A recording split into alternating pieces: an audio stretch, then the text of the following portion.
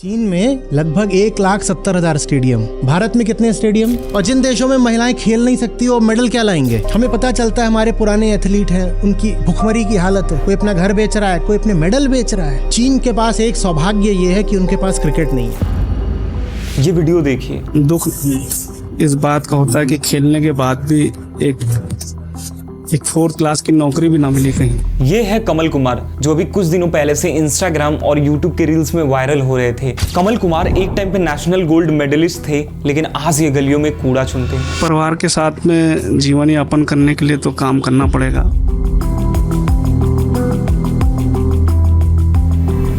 कमल एक news channel के interview में बताते हैं कि he wanted to become the pride of the nation, लेकिन उनको गवर्नमेंट ने इग्नोर किया और ना ही कोई फाइनेंशियल सपोर्ट मिला। कहीं से कोई मदद मिली होती तो आज बॉक्सिंग में बहुत नाम कमाया होता मैंने। ये जो मेडल देख रहे हैं इससे ज़्यादा मेडल होते और बहुत लगन थी बॉक्सिंग की, और आज भी है। वैसे तो ये वीडियो आज से 9 साल पुरानी है, लेकिन ऐसा सिचुएशन भारत में आज कई सारे प्लेयर्स की है जिनके पास टैलेंट तो काफी है, लेकिन वो लैक ऑफ फंड्स के कारण या तो गेम क्विट कर देते हैं या फिर डीमोटिवेट हो जाते हैं। और इंडिया में ऐसे प्लेयर्स की लिस्ट बहुत बड़ी है। Let me explain you through some of the examples.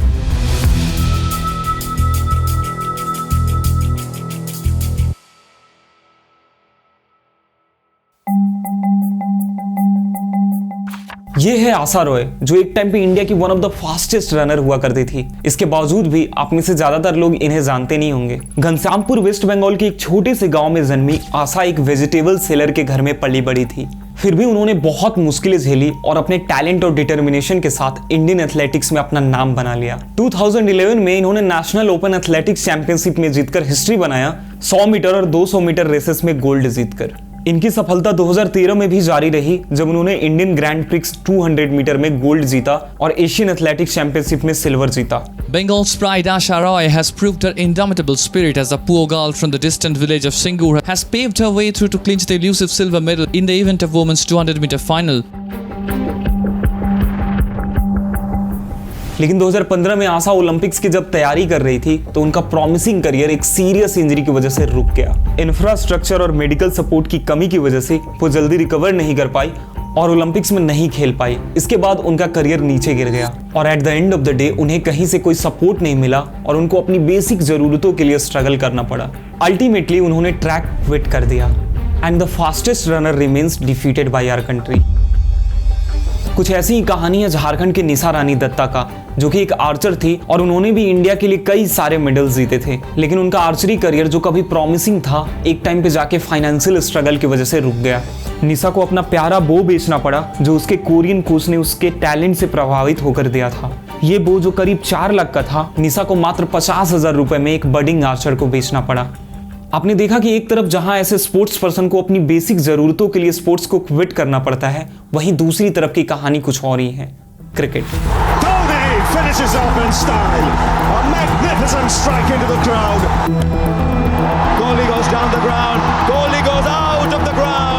India's economy is expected to get a boost of about $2.6 billion because of the Cricket World Cup. Reports say India will earn $2.6 billion from this World Cup. That's around 22,000 crore rupees. Ranji Trophy खेलने के लिए per match I think I get paid around 2.5 lakhs per match.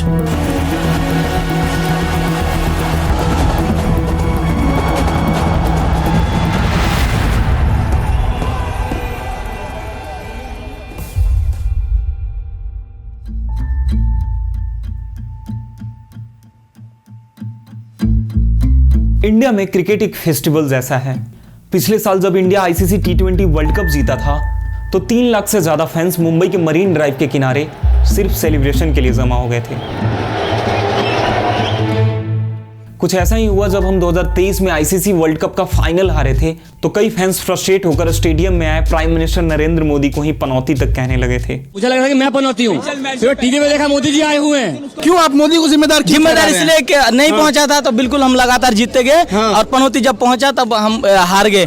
जबकि Australia के cricket captain PAT Cummins जब world cup जीते तो जब अपने देश वापस लौटे तो वहां पे कोई फैंस नहीं थे। कई लोग तो ट्विटर पे ये भी कह रहे थे कि शायद ऑस्ट्रेलिया के लोगों को पता ही नहीं है कि वो वर्ल्ड कप जीते हैं। इससे आप अंदाजा लगा सकते हो कि इंडिया में क्रिकेट फैंस किस हद तक अटैच्ड हैं क्रिकेट से।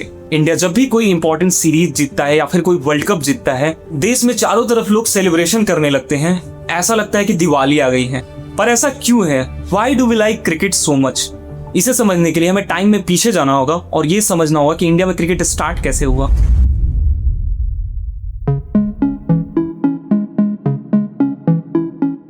आशीष नैंडी जो कि एक साइकोलॉजिस्ट हैं, इन्होंने अपनी किताब द ताओ ऑफ क्रिकेट में ये बोला था कि cricket is an Indian game accidentally discovered by the British and this quote perfectly captures the journey of cricket in India. Cricket का इंडिया में आना ब्रिटिश कॉलोनियलिज्म से क्लोजली लिंक्ड है। जब ब्रिटिश ईस्ट इंडिया कंपनी ने अपना राज India में जमा लिया था, तब ना सिर्फ उन्होंने ट्रेड बूट्स बल्कि एक नया खेल भी लाया था, क्रिकेट। क्रिकेट का पहला जिक्र इंडिया में ईयर 1721 में होता है, जब ब्रिटिश सेलर्स ने कोस्टल एरियाज में क्रिकेट खेलना शुरू किया। ये गेम पहले ब्रिटिश ऑफिशियल्स के लिए था, जो अपने फ्री टाइम में ये खेला करते थे। ब्रिटिश सोल्जर्स एंड सेलर्स ने बॉम्बे, जो कि करंटली मुंबई है, और मद्रास, जो करंटली चेन्नई है, इन जैसे कोस्टल टाउन्स में क्रिकेट खेलना शुरू किया, जहां पहले ये गेम सिर्फ ब्रिटिश ऑफिशियल्स खेलते थे, यानी कि तब तक ये गेम इंडिया में अनाउंस नहीं हुआ था। 1792 में ब्रिटिश ऑफिशियल्स ने कलकत्ता क्रिकेट क्लब बनाया, जो इंडिया का पहला फॉर्मल क्रिकेट क्लब बना। ये क्लब क्रिकेट को ऑर्गेनाइज्ड खेल बनाने में हेल्प करता था। फिर 1848 में पेरिस के एक जोरोस्ट्रियन कम्युनिटी ने ओरिएंटल क्रिकेट क्लब बनाया, जो बॉम्बे में था। पारसीज को ब्रिटिश के लोगों से इंस्पिरेशन मिली थी, लेकिन ये क्रिकेट को अपने लिए अपना रहे थे। मतलब 18वीं सेंचुरी के एंड तक क्रिकेट ने इंडिया में अपना फॉर्मल जगह बना लिया था। जैसे जैसे क्रिकेट का इंडिया में क्रेज बढ़ रहा था, इंडियंस भी इसे अपना कल्चर का हिस्सा बनाने लगे थे। 1866 में हिंदू जिमखाना को बॉम्बे में बनाया गया। ये इंडियन क्रिकेटर्स के लिए एक प्लेटफॉर्म था, जहां उन्होंने अपने टैलेंट को शोकेस किया। जब ब्रिटिश ने इंडिया में क्रिकेट को इंट्रोड्यूस किया, तो इंडियन एलिट्स ने इस गेम के जरिए अपने सोशल स्टेटस को रिफ्लेक्ट करने का एक बढ़िया तरीका समझा। क्रिकेट के जरिए उन्होंने अपनी एबिलिटीज को प्रूव करने की कोशिश की, स्पेशली जब गेम इंटरनेशनल स्टेज पे जाना शुरू हो गया। क्रिकेट में सबसे बड़े माइलस्टोन्स में से एक था सर रणजीत सिंह का रोल। ये एक इंडियन प्रिंस थे जो इंग्लैंड के लिए क्रिकेट खेला करते थे। उन्होंने अपनी लेग लेंथ शॉट से बैटिंग को रेवोल्यूशनाइज किया। उनकी सक्सेस ने इंडिया को क्रिकेट की दुनिया में एक अलग पहचान दी। रणजीत सिंह के खेलने से इंडियंस को यह समझने का मौका मिला कि उनमें भी क्रिकेट खेलने की ताकत है। रणजीत सिंह के बाद और भी इंडियन क्रिकेटर्स ने अपना नाम बनाया और इंटरनेशनल क्रिकेट में अपनी जगह बनाई। फिर 1928 में बीसीसीआई यानी board of cricket control in India का गठन हुआ। बीसीसीआई ने क्रिकेट को ऑर्गेनाइज किया और इंडिया के लिए एक स्ट्रक्चर बनाया। इसका रोल काफी बड़ा था, क्योंकि ये क्रिकेट प्लेयर्स को हर लेवल पे मैनेज करता था और प्लेयर्स को सपोर्ट करता था। एंड फाइनली 1932 में इंडिया का पहला टेस्ट मैच इंग्लैंड के साथ लॉर्ड्स क्रिकेट ग्राउंड पे खेला गया। Majesty the King at Lords, where he greets the English team in the All India 11 during their only test match to be played this year. ये एक historic moment था जब India officially cricket की दुनिया में अपनी जगह बना रहा था। फिर इंडिपेंडेंस के बाद इंडिया ने अपने आप को दुनिया के सामने क्रिकेट के जरिए प्रूव किया। क्रिकेट को नेशनल प्राइड का एक सिंबल बना दिया गया। जैसे जैसे इंडियन क्रिकेट टीम क्रिकेट में अपना प्रदर्शन अच्छा करने लगी, वैसे वैसे ही ये स्पोर्ट लोगों के दिल में बसने लगा। 1950s के बाद क्रिकेट इंडिया में और ज्यादा पॉपुलर होने लगा। प्लेयर्स लाइक कपिल देव, सुनील गावस्कर, दिलीप सरदेसाई ने क्रिकेट को इंडिया में और ज्यादा फैन फॉलोइंग दी। 1983 का क्रिकेट वर्ल्ड कप जीतने के बाद इंडिया में क्रिकेट एक नेशनल पैशन सा बन गया। और आज के दिन क्रिकेट इंडिया में सिर्फ एक खेल नहीं है, ये कल्चर का हिस्सा बन गया है। बट यही कल्चर आज इंडिया में बाकी स्पोर्ट्स को ओवरशैडो कर चुका है। इंडियन फैंस क्रिकेट से इतना ज्यादा जुड़े हैं कि हम बाकी स्पोर्ट्स देखना तो छोड़ो, उनके नाम तक नहीं जानते। क्रिकेट ने बाकी सब खेलों को लील लिया है। बिल्कुल चीन के पास एक सौभाग्य ये है कि उनके पास क्रिकेट नहीं है।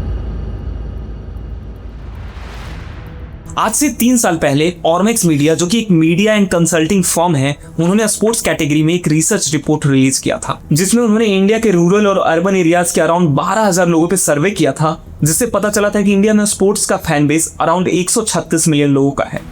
इसमें इंटरेस्टिंग फैक्ट बताऊं, उनमें से 124 मिलियन से ज्यादा सिर्फ क्रिकेट के फैंस थे।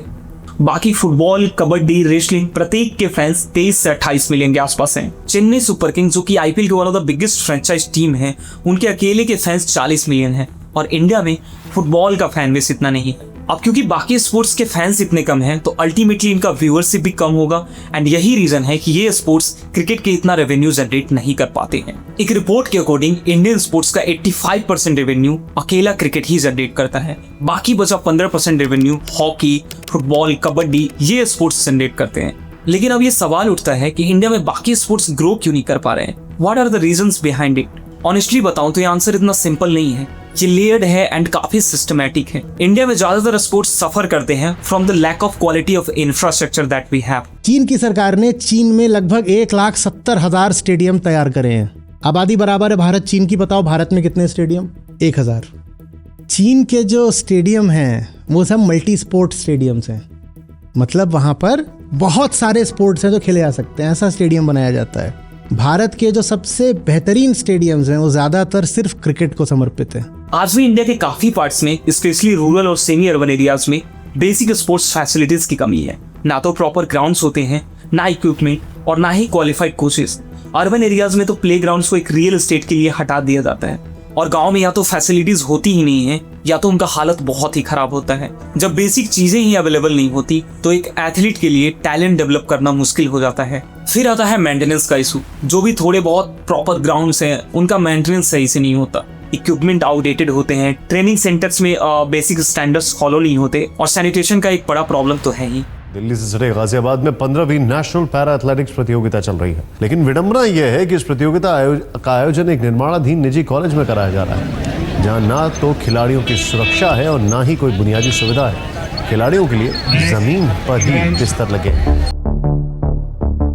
इंडिया में ग्रासरूट लेवल पे टैलेंट को बढ़ावा देने का सिस्टम ही काफी वीक है। डेवलप्ड कंट्रीज लाइक अमेरिका और चाइना में स्कूल लेवल से ही ट्रेनिंग का एक्सपोजर मिलता है, लेकिन इंडिया में बहुत जगह तो स्कूल के पास प्रॉपर स्पोर्ट्स पीरियड भी नहीं होता।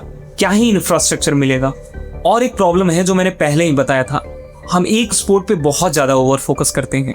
क्रिकेट को तो full funding, media attention, sponsors सब कुछ मिलता है, पर बाकी स्पोर्ट्स जैसे एथलेटिक्स, रेसलिंग, बॉक्सिंग, हॉकी या बैडमिंटन उनको काफी लिमिटेड रिसोर्सेस मिलते हैं। एंड यही रीजन है कि इंडिया में कई टैलेंटेड प्लेयर्स या तो गिव अप कर देते हैं या तो उन्हें सेल्फ फंडिंग करना पड़ता है अपनी ट्रेनिंग के लिए। मेरे तो सपने बहुत हैं, मैं भी चाहता हूँ अपने इंडिया के लिए झंडा ले रहा हूँ। पहला तो मेडल था दिल्ली में ही था, दिल्ली स्टेट मेडल था, 10 किलोमीटर में आया था। रात को मैं 9:30 बजे जॉब पे जाता हूँ, उसके बाद 9:30 से 4 बजे जॉब से आता हूँ। फिर 9 साल से मैं जॉब कर रहा हूँ, 9 साल से इसी रूम में रह रहा हूँ। कॉलेज की फ़ीस होती है वो भी नहीं दे पाता, रेंट होता है वो भी नहीं दे पाता। यार दोस्त हैं वो रनिंग करते हैं, उनके शूज़ वो मेरे को दे देते हैं। अपने डाइट भी लेनी होती है वो भी नहीं ले पाता, कभी कभी मैं भूखा सो जाता हूँ। ना मेरे पापा बोल पाते हैं ना सुन पाते हैं, वो लेबर का काम करते हैं। 2019 में मुझे इंजरी हो गई क्योंकि मुझे डाइट और शूज़ वगैरह नहीं अफोर्ड कर पाता था मैं। सोचो इंडिया का पॉपुलेशन 150 करोड़ है, फिर भी हमने सिर्फ 35 मेडल जीते हैं ओलंपिक्स में। वहीं ऑस्ट्रेलिया जिनकी पॉपुलेशन 2.5 करोड़ है उन्होंने 500 से ज्यादा मेडल जीता है। वहीं अमेरिका और चाइना ही हर ओलंपिक्स में 100 के आसपास मेडल्स ले जाते हैं। देखो ये सिर्फ नंबर्स का फर्क नहीं है, ये दिखाता है कि उनका स्पोर्ट्स कल्चर कितना स्ट्रांग है और हम कितना पीछे हैं। कोई ये नहीं पूछेगा कि इतना बड़ा देश और कभी कोई गोल्ड नहीं, कभी बस एक गोल्ड। जितने तुमने कुल मिला के मेडल जीते हैं उससे लगभग 20 गुना चीन ने सिर्फ गोल्ड जीते हैं। ये सवाल नहीं पूछेंगे, हम चालू हो जाएंगे कि ये एथलीट है, ये इतना लाया, इसको इतने पैसे दे दो, इसको ये। क्रिकेट के लिए हमारे पास पैसा भी है, फैन फॉलोइंग भी है, स्टेडियम्स भी है, लेकिन बाकी स्पोर्ट्स का क्या? वहाँ एथलीट्स बेसिक ट्रेनिंग और सपोर्ट के लिए भी स्ट्रगल करते हैं। जो बच्चा अभी प्रैक्टिस कर रहा है उसका अगर प्रॉपर रेस्ट नहीं मिलेगा, नेक्स्ट वर्कआउट के लिए वो तैयार ही नहीं होगा, इंजरीज के चांसेस बढ़ जाएंगे। और हेल्दी डाइट नहीं मिलेगी तो वीकनेस आएगी वर्कआउट पे। यानी ये डाइट का तो बहुत फर्क करता है, रेस्ट का भी। इनको तो यानी प्रॉपर एथलीट्स को तो पूरी ट्रेनिंग के साथ रेस्ट भी चाहिए। अगर जॉब करते हैं फिर बेचारे परफॉर्म रिजल्ट्स कम आएंगे इनके। फिर क्रिकेट हमारा प्यार है और हमेशा रहेगा, लेकिन एक असली स्पोर्टिंग नेशन बनने के लिए हमें हर खेल को अपनाना होगा, चाहे वो हॉकी हो, एथलेटिक्स हो, रेसलिंग या स्विमिंग हो। सोचो एक ऐसा दिन जब इंडिया का हर एक प्लेयर, चाहे वो गोल्ड मेडल जीतने वाला रनर हो या बॉक्सिंग चैंपियन हो, उतनी ही तालियां पाए जितना एक क्रिकेटर 6 मार के पाता है। आई नो कि इसमें गवर्नमेंट की भी सपोर्ट लगेगी, उन्हें एक्स्ट्रा फंडिंग एलोकेट करना पड़ेगा बाकी स्पोर्ट्स के प्लेयर्स के लिए, बट बाकी स्पोर्ट्स को हमें एज एन ऑडियंस भी सपोर्ट करना होगा।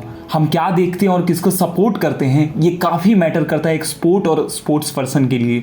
गवर्नमेंट से तो मैं यही चाहता हूँ, देखो एक एथलीट होता है, एक इंटरनेशनल खेला हुआ, उसको कैंप देते हैं, सब कुछ देते हैं, सारी फैसिलिटी देते हैं। एक नेशनल खेला हुआ है, क्या देंगे? स्कॉलरशिप देंगे, वो भी 1 साल बाद आती है 20,000 रुपये, उसके बाद तो कोई पूछता ही नहीं है। एक नेशनल एथलीट को इधर उधर पड़े रहते हैं, कोई फ़र्क नहीं पड़ता है। हमारी इंडिया को, हमारी कंट्री को कोई फ़र्क नहीं पड़ा। इंटरनेशनल कैंप दे देंगे, अच्छे प्रैक्टिस कराएंगे, डाइट देंगे। नेशनल तो ऐसे स्टेट खेले हुए हैं, इतने अच्छे इंटरनेशनल भी खेले हुए हैं। कंट्री के लिए उसने झंडा, इतना अच्छा झंडा लहराया है। किस लिए लहराया है? इसलिए लहराया है कि इधर उधर धक्के खाएं, नहीं, ये गलत बात है। हमारे जो भी कर रहे हैं हमारे इंडिया वाले गलत कर रहे हैं।